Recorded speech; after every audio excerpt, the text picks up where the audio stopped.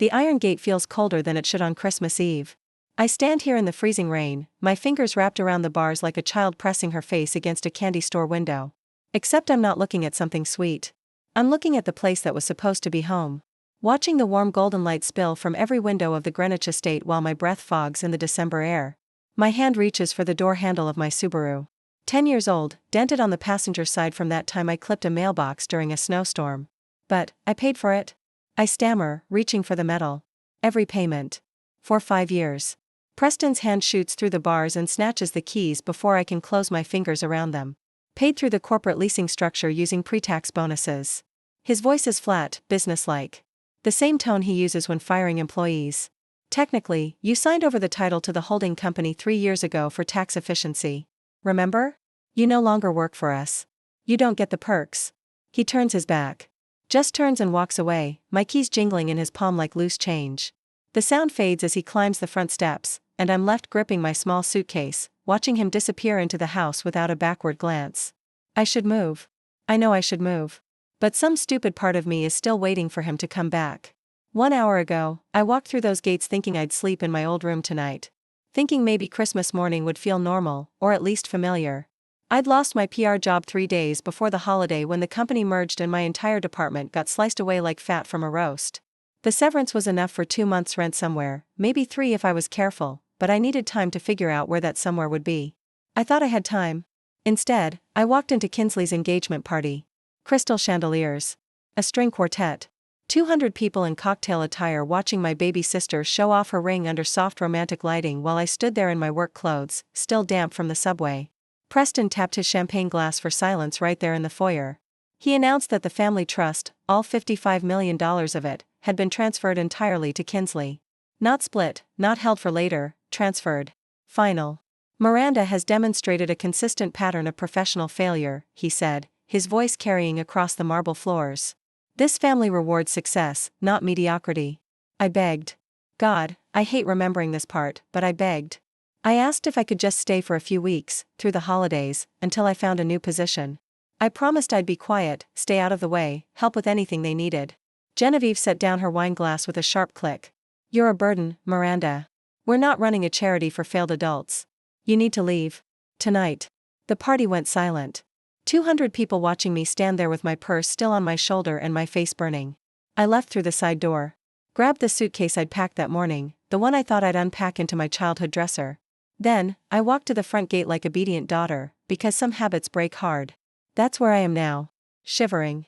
My wool coat soaking through at the shoulders where the rain finds every weak seam. The cold creeps down my spine in slow rivulets. I realize something then, standing at this gate in the dark. This is my fatal flaw. This moment right here. I'm still waiting for them to turn back. 5 minutes pass. Maybe 10. I lose track because my phone battery dies in my pocket, killed by the cold. The house lights turn off one by one.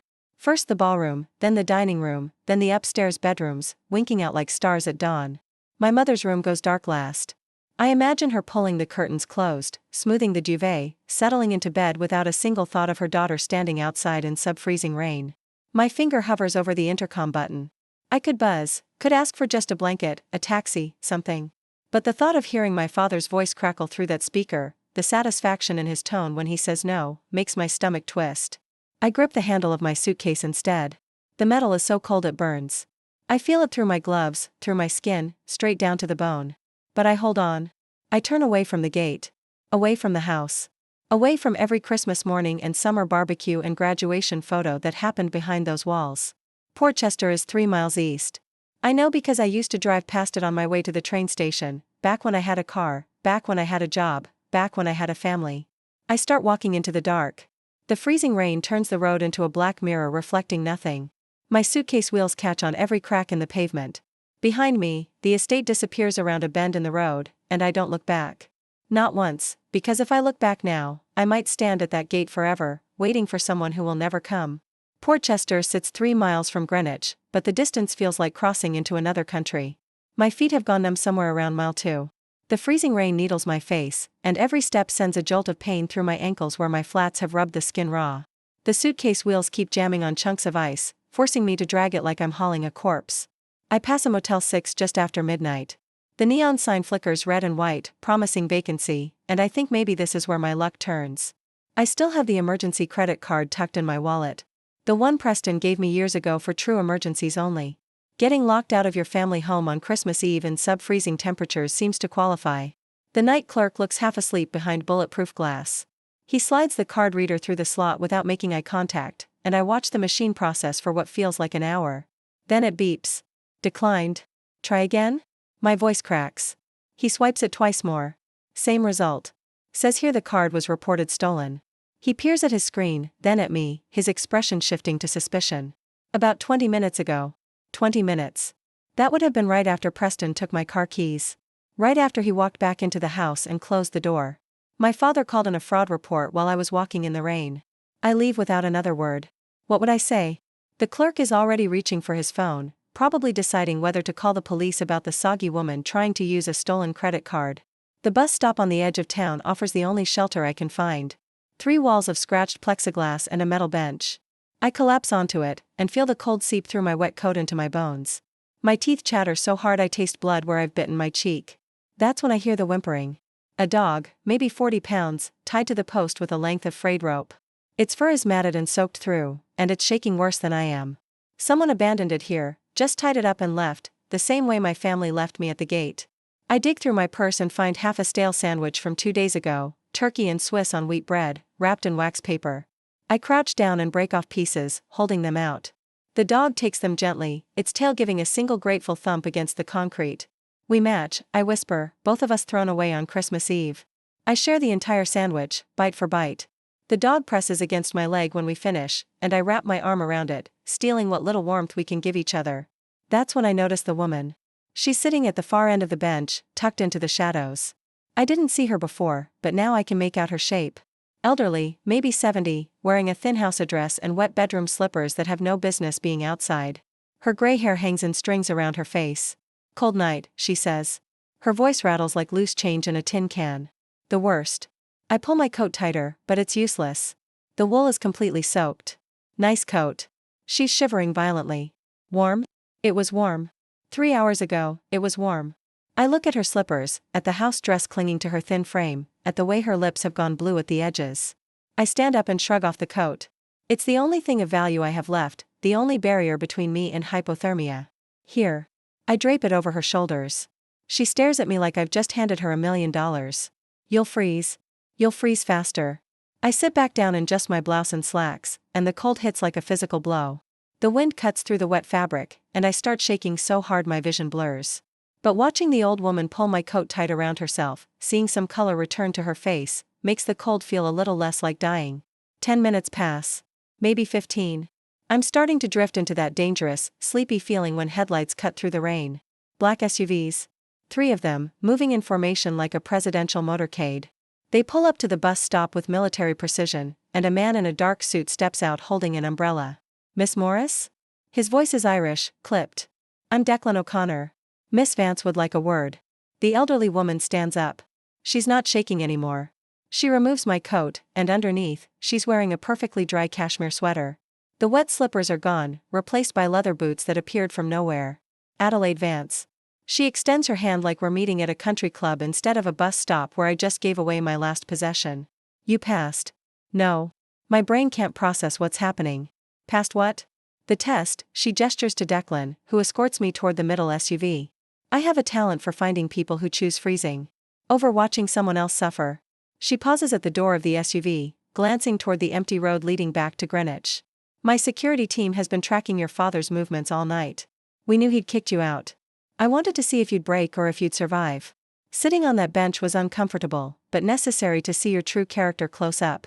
The car's heated interior feels like stepping into heaven. Someone wraps a blanket around my shoulders, and Adelaide settles across from me, now looking every inch the billionaire she apparently is. Declan hands me a folder. Your credit report, Ms. Morris. I open it with shaking hands and find my signature on a loan guarantee. $500,000 to Morris Holdings, LLC. The date is 3 days ago. I never signed this. No, Adelaide says. Your father forged it. He needed a personal guarantor for a commercial loan that was already underwater. He used you as the fall guy before he kicked you out. The words hit like individual punches. Not just disinherited. Criminally liable. My father didn't just abandon me. He weaponized my existence.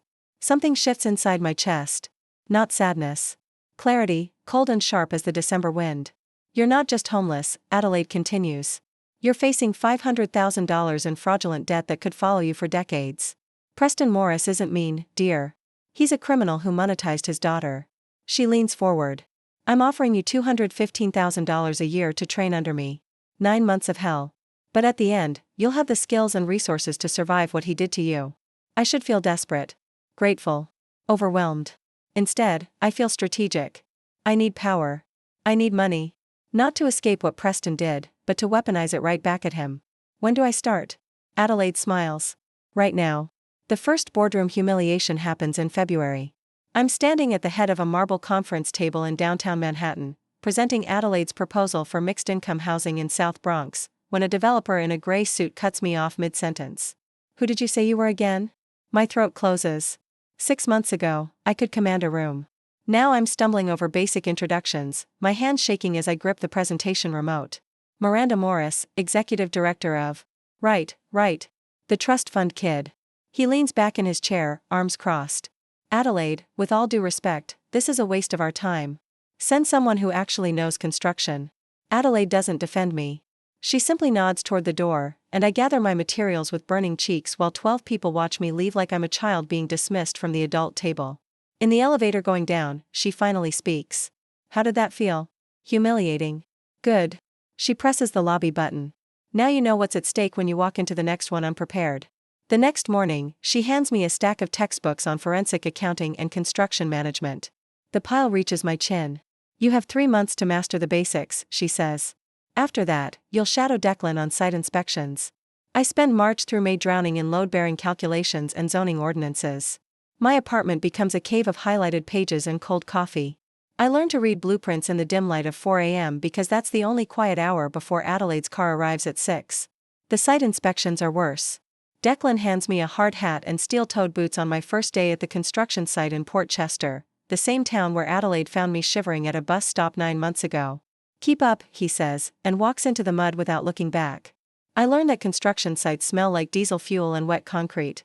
That contractors don't soften their language for women in pencil skirts. That my Yale degree means absolutely nothing when I can't tell the difference between rebar and conduit.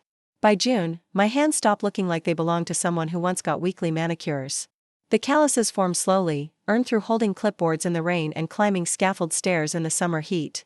Adelaide assigns me Project Beacon in July.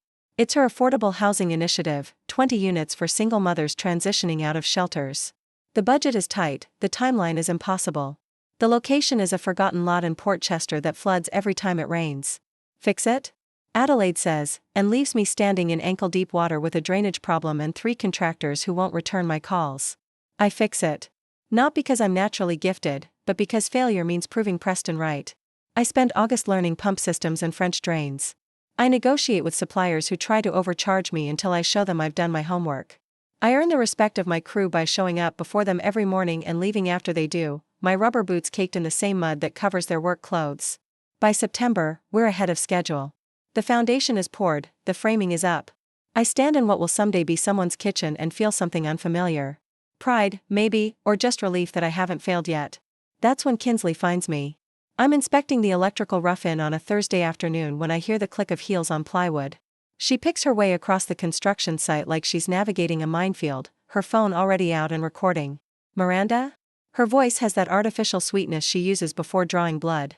Oh my God, is that really you? I'm wearing muddy jeans and a flannel shirt. My hair is pulled back in a ponytail that hasn't seen a salon in 9 months. My boots are covered in clay that won't come off no matter how hard I scrub.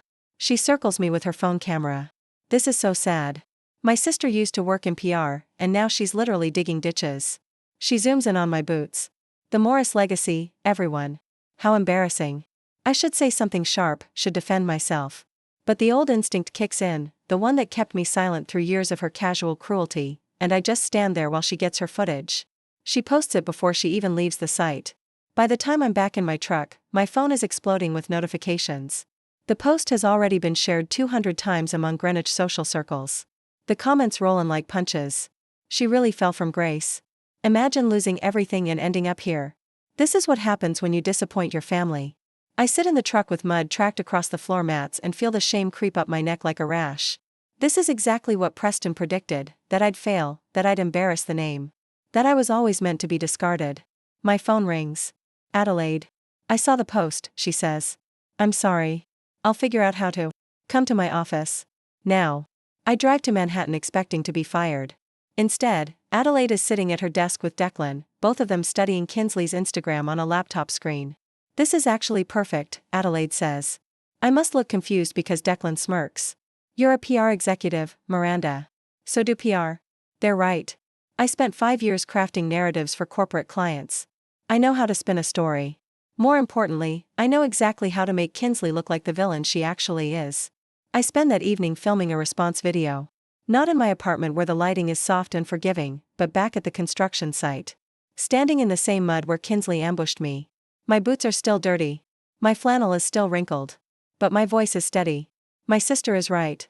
I'm not in PR anymore. I'm building affordable housing for single mothers. 20 families who need a safe place to raise their children. I turn the camera to show the framed building behind me. This is Project Beacon. If you think helping people is embarrassing, then yes, I'm deeply embarrassed. But if you think building something that matters is worth your time, we're accepting donations. I posted at 11 p.m. By morning, the tide has turned completely. The comments flood in, but they're different now. People are calling Kinsley elitist. Shallow. Out of touch. Someone creates a side-by-side comparison of her designer handbag collection and my mud-covered boots with the caption, "Guess which Morris sister is actually working?" The donation page for Project Beacon crashes from traffic. We raise $40,000 in 3 days. Adelaide finds me on site the following Monday. You see it now, don't you? See what?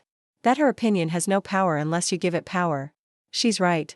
For the first time since that Christmas Eve, I realize I'm not waiting for my family's approval anymore. I have Adelaide. I have Declan. I have a crew of contractors who respect me because I earned it, not because my last name used to mean something. I have 20 future tenants whose children will grow up in homes I helped build. Kinsley's post was supposed to destroy me. Instead, it just proved how far I've already come. I'm finishing my site inspection that afternoon when Declan pulls me aside near the construction trailer. His expression is dark. We need to talk about your father. He hands me his tablet. On the screen is a security photo from a Manhattan restaurant, grainy but clear enough, Preston sitting across from a man in an expensive suit, Julian Thorne. I recognize him from the financial news, though his company has a dozen different names depending on which article you read. Quantum Energy Tech is the current one. Thorne's fund is under federal investigation, Declan says quietly. Your father is trying to clear his debts with a miracle investment. I look at the photo again. Preston is leaning forward, eager, desperate. The same expression he had when he snatched my keys through the gate, like he's entitled to take whatever he needs to save himself. I hand the tablet back to Declan, and something cold settles in my chest. Not anger, not even satisfaction, just clarity. How long until it collapses? I ask. 6 months, maybe less. I nod slowly, watching the construction crew pack up their tools as the sun sets behind the buildings. Then we have time to prepare. Declan studies my face. You're not going to warn him. It's not a question. No, I say. I'm going to watch. That day at Adelaide's office, Declan slides the manila folder across Adelaide's mahogany desk like he's dealing cards at a poker table. The motion is smooth, practiced. I've learned to read his tells over the past months. When he moves like that, slow and deliberate, he's found something that makes him furious. Quantum Energy Tech, he says. Your father's been meeting with Julian Thorne twice a week for the month. I flip open the folder. Investment prospectus. Glossy photos of solar panels that probably exist nowhere except in a graphic designer's computer. Projected returns that would make Bernie Madoff blush. It's a Ponzi scheme, Adelaide says from her chair by the window. She doesn't phrase it as a question. FBI's been building a case for 8 months. Declan taps a page near the bottom. They're waiting for Thorne to collect enough deposits to make the charges stick. Maybe another 2 months before they move. I study the minimum investment requirement. $500,000. The exact amount Preston owes on the loan he forged in my name, plus interest. The math is too clean to be coincidence. He's desperate. I close the folder. He thinks this is his way out. We could warn him. Adelaide's voice carries no conviction. She knows what I'm about to say. If we warn him, he'll know we've been watching. He'll scramble. Might even try to implicate me further in his debt. I stand, walk to the window. Below, construction crews are framing the final building of Project Beacon. Drywall going up on affordable housing that will actually help people instead of lining some con artist's pockets. We need him to commit fully. So we do nothing? Declan sounds skeptical.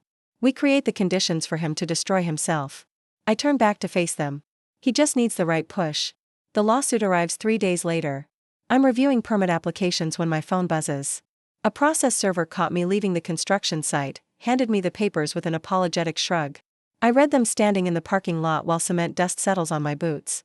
Morris Holdings, LLC v. Miranda Morris. Violation of non-disclosure agreement. Damages sought. $100,000. The NDA in question is from 6 years ago, a boilerplate document I signed when Preston made me a junior analyst at his company.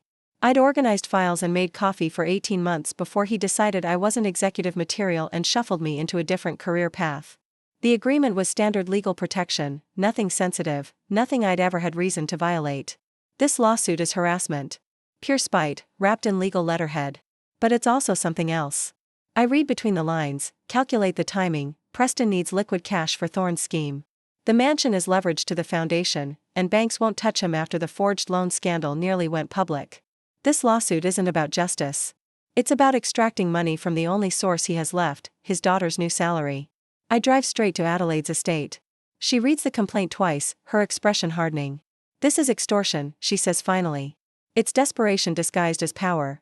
I sit across from her, my hands steady on my knees. He needs $100,000 to complete his buy-in with Thorne. The mansion equity gets him to $400,000.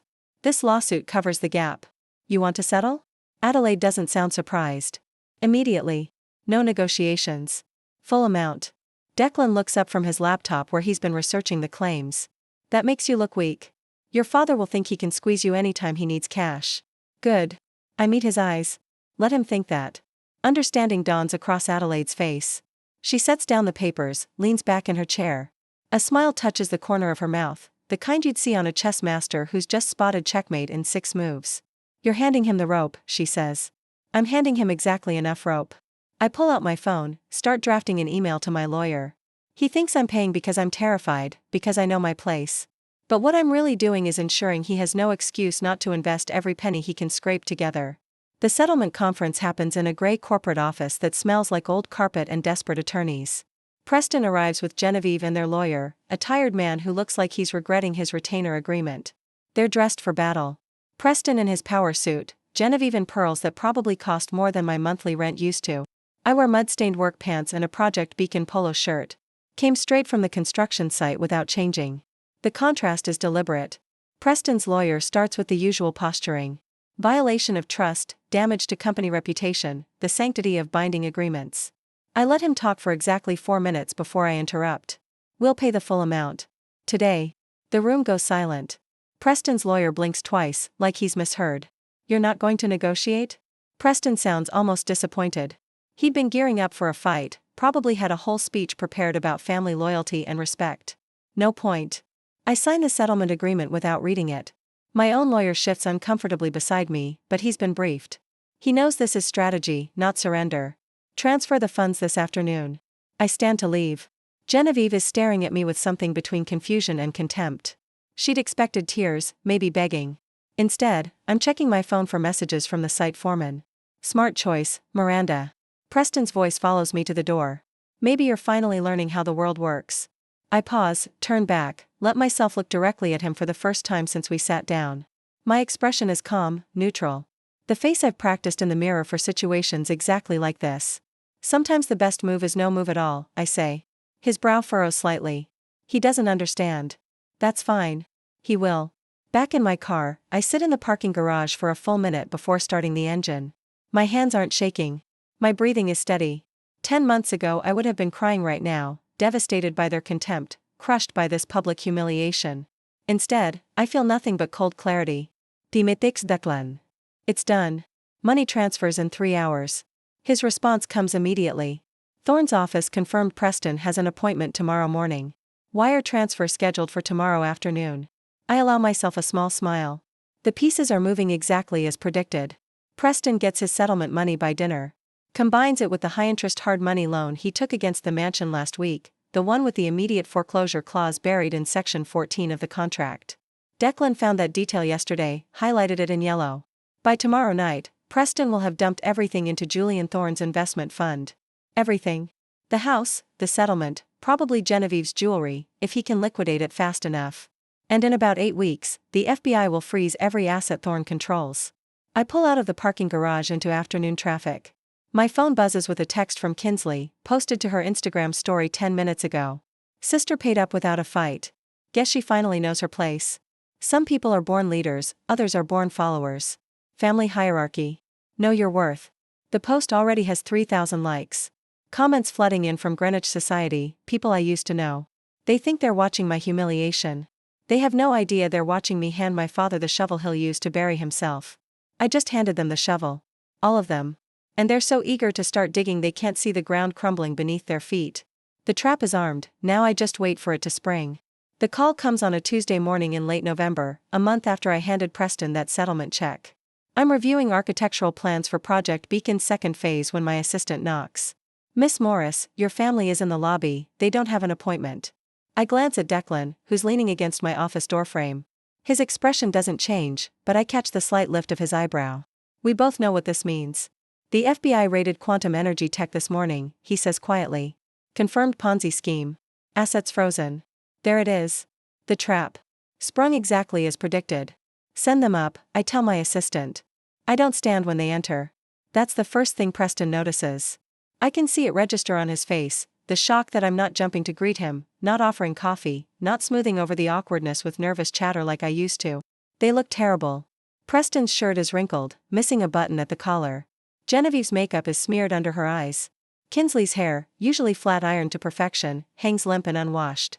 Miranda. Preston's voice cracks on my name. We need to talk. Family business. I gesture to the chairs across from my desk. They sit. I wait. There's been a misunderstanding with an investment. Preston starts. His hands shake as he grips the armrests. A temporary liquidity issue. The hard money loan on the house has an acceleration clause, and we need bridge financing. $3,500,000.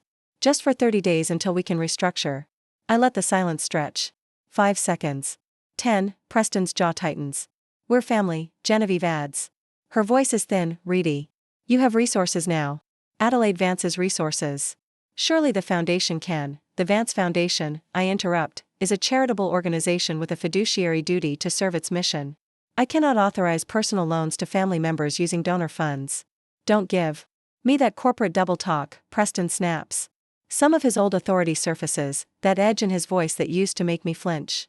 You're the incoming CEO. You have discretion. You could help us if you wanted to. Could I? I lean back in my chair. Walk me through the math, Dad. You took the $100,000 from our settlement and invested it with Julian Thorne. You also took out a hard money loan against the Greenwich house. What was the interest rate on that loan? His face goes pale. 18%, I continue, with an immediate foreclosure clause upon default. You put everything into quantum energy tech. And now the FBI has frozen those assets because Thorne was running a Ponzi scheme. How much of the house payment did you miss? We can fix this, Genevieve whispers. We just need time. You thought I settled that lawsuit because I was weak. I keep my voice level, almost gentle. You thought I paid you that money because I was terrified of you, because I knew my place. Kinsley's head snaps up. You did know your place. You paid up like, I gave you exactly enough rope to hang yourselves. The words come out flat, factual. I knew you needed liquid cash for Thorne's scheme. The minimum buy-in was $100,000. You'd already leveraged everything else. I didn't push you off the cliff, Dad. I just stepped out of the way while you ran toward it. Preston surges to his feet. You set us up. You knew it was a scam. I suspected it was a scam. You're the one who did zero due diligence. You're the one who signed mortgage documents with predatory terms. You made every choice here. This is extortion, Preston shouts. You manipulated us into what? Making a bad investment? Taking out a risky loan? I didn't forge your signature on anything. The last word lands with weight.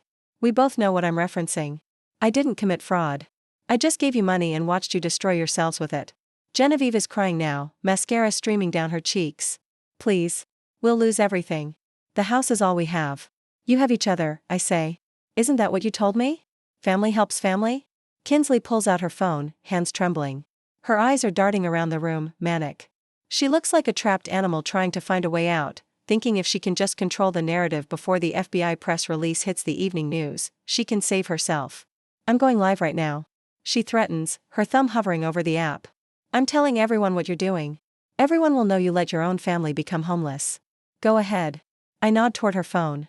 She fumbles with the screen, props it against a stack of files. The red light blinks on. Hey, guys. So I'm here in my sister's office. Kinsley starts, her voice shaking. She's the new CEO of this huge foundation, and she's refusing to help our family even though we're about to lose our house. She has millions of dollars and she won't. Declan steps forward and places a manila folder on my desk. I open it, though I already know what's inside. Screenshots. Dozens of them. Kinsley's old Instagram posts about me. The construction site photo. Comments calling me pathetic, a failure, an embarrassment to the Morris name. And behind those, more screenshots. Direct messages from Kinsley to her friends, laughing about how they'd bled Miranda dry with the lawsuit. How stupid I'd been to pay up so easily. Your followers might be interested in some context. I say quietly. About how you spent the last year mocking me online. About how that settlement you celebrated was intended to fund a Ponzi scheme. Kinsley's face goes white. She grabs for her phone, but the damage is done. The live stream is already filling with comments. I can see them scrolling past on her screen before she kills the feed. Preston tries one last time. He doesn't shout now. His voice is small, broken. You're my daughter. I was your daughter. I correct. Christmas Eve.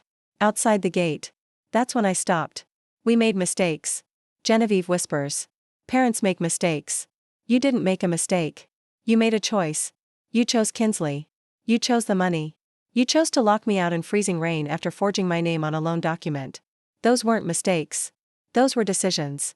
The silence that follows is thick and heavy. Preston's shoulders sag. All that arrogance, that absolute certainty that he was entitled to my help, crumbles into something pathetic and desperate. The foreclosure proceedings start in 72 hours. Declan says from the doorway. You should consult with a bankruptcy attorney. They leave without another word. Preston can't even look at me. Genevieve stumbles, and Kinsley has to steady her. Through my office window, I watch them cross the parking lot to a dented sedan, nothing like the Mercedes they used to drive. Within hours, Kinsley's Instagram explodes. Not with sympathy. With rage. People dig up every cruel post she ever made about me. Screenshots of the settlement celebration circulate with hashtags about karma and schadenfreude. By evening, Greenwich society groups are buzzing. The Morris family isn't just broke. They're pariahs. The house forecloses within a week. I don't attend the auction. Declan sends me a photo, though. The estate I grew up in, empty and dark, with a bank seizure notice on the door. They scatter after that. Different cheap apartments in different towns. Kinsley moves in with a friend from college. Preston and Genevieve rent a one-bedroom in Stamford, sleeping on a pull-out sofa because they can't afford furniture. I feel nothing when I hear these details. Not satisfaction. Not guilt. Just a vast, clean emptiness where my family used to live inside my chest. The ballroom doors of the new Vance Foundation headquarters slide open with a whisper, revealing 200 guests in evening wear. Project Beacon's grand opening. Christmas Eve. Exactly 1 year since I stood outside those iron gates with nothing but a case and frozen fingers. I smoothed the charcoal silk of my dress, feeling the weight of Adelaide's emerald pendant at my throat. It belonged to her mother. She clasped it around my neck an hour ago without ceremony, just a brief squeeze of my shoulder that said more than words could. You've done something remarkable here, she says now, standing beside me as we survey the crowd. 76 years old and sharper than anyone half her age. 40 families housed, employment programs running, and you managed it under budget. Through the floor-to-ceiling windows, I can see the completed housing complex. Lights glowing in every unit. Families unpacking boxes. Children running through hallways. The single mothers I worked alongside for 9 months, the ones who taught me that dignity isn't inherited. It's built with your own hands in the mud. Declan appears at my elbow, his expression carefully neutral. We have a situation at the entrance. I know before he says it. Some part of me has been waiting for this all night. The Morris family attempted to enter without invitations. They're claiming they're here to network with potential donors. His mouth tightens. Your father is wearing a suit that's seen better days. Your mother keeps adjusting her coat. Your sister is filming the whole thing. And I informed them they're on the permanent exclusion list. He hands me 3 vouchers, the paper crisp between my fingers. I offered them these. Soup Kitchen, 3 blocks south. Open until 10. The only help Miss Morris is willing to offer. I take the vouchers, feeling their weight. Not much. Just enough. Adelaide touches my arm. You don't have to see them. But I do. Some part of me needs to look through that glass one final time. I walk to the mezzanine overlook. The floor-to-ceiling glass wall offers a perfect, silent view of the circular drive below, separating the warmth of the gala from the freezing night outside. Preston stands under the portico lights, his shoulders hunched against the cold. Genevieve clutches her purse like it might fly away. Kinsley holds her phone at arm's length, trying to get the building in frame, probably preparing some post about being wrongfully excluded. They look small from up here. Ordinary. Just 3 people who made bad choices and are living with the consequences. Preston sees me. He looks up, locking eyes with me through the thick, soundproof glass. His face shifts, and he pushes forward, but Declan steps smoothly into his path. I watch my father's mouth move, see him gesture emphatically. Then he points up at me, and his expression crumbles into something that might be desperation or might be rage. Hard to tell from this distance. His lips form words I can read even through the glass. Your mother would want. I don't turn away dramatically. I simply step back from the window, letting the heavy velvet curtains obscure his view of me. I turn toward the warmth and light, and 200 people who chose to show up tonight because they believe in what we've built. Through the glass, I catch one last glimpse of Declan handing Preston the vouchers. I see my father crumple them in his fist. I see Genevieve pull her coat tighter as freezing rain begins to fall, the same December storm that seems to come every year like clockwork. They turn away into the cold night. Into the dark. Into whatever comes next for people who mistake their children for ATM machines. I don't feel anger. Don't feel satisfaction. Don't feel much of anything except the pleasant weight of Adelaide's necklace, and the warmth of the room at my back. Mississippi Morris? One of the Project Beacon mothers approaches with her daughter, a gap-toothed 6-year-old in a velvet dress. We wanted to thank you. Maya starts at her new school in January. I kneel down to the girl's level. This child who will grow up in a warm home because 40 people decided to build something better. You're going to do amazing things. Later, after the speeches and champagne toasts, I stand alone on the balcony with my glass. The housing complex spreads. Below, every window glowing gold against the December dark. Families visible in snapshots through curtains. A woman stirring something on a stove. A man lifting a toddler overhead. Teenagers sprawled on a couch watching television. They took my keys. I built an empire. They wanted me frozen out. I learned to generate my own warmth. The glass in my hand catches the light. I raise it toward the complex. Toward Adelaide inside discussing expansion plans. Toward every single person who showed up tonight. Toward myself. Standing here on solid ground I built with my own bleeding hands.